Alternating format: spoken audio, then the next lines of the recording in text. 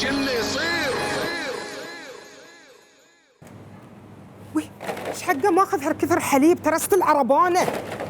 اصبري بس اصبري شوي خليه. وين اللبن التركي؟ عندنا وايد منه، الثلاجه متروسه، البيت ما هو بناقصه شيء. انا ما ادري ايش حقه جايبك معاي. يا الله العظيم. وي ايش حقه هالكثر، ايش بتسوي فيه؟ خليني يا مرة اركز في الطلبات. ايش بلاك انت؟ ايش بلاك؟ ايش طلباته يا ابو سلمين؟ لا يكون فاتح بيت ثاني من وراي وانا ما ادري ومتزوج على راسي. بس هاي اللي في مخك. هذه طلبات طلبها ولد عمي ابو سعد، ابي اخذها الحين انا من الميره واوديه المطار. في واحد بيسافر وموعده يوصل الاغراض. ابو سعد يبي لبن تركي؟ اي شلون عيل؟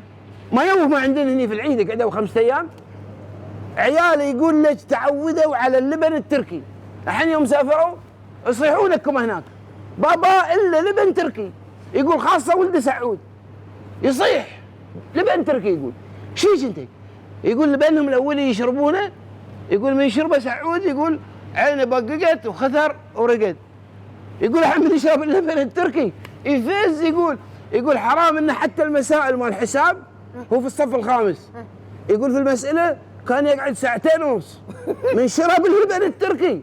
يقول هوى حتى يحل مسائل اخوه اللي في سنه اولى جامعه.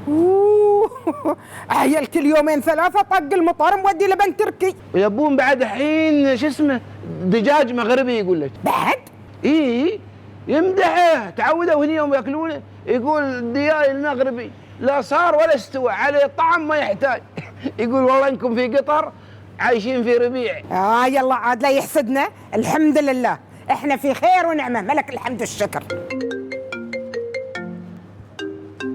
ابو سعد ولد عمي الو ابشر.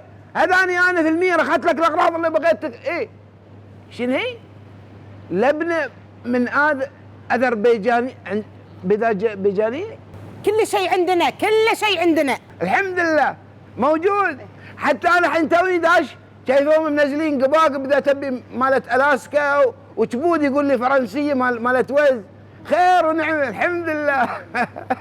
اقول يقول لا تحسدنا.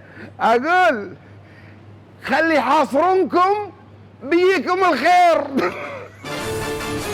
شو اللي يصير؟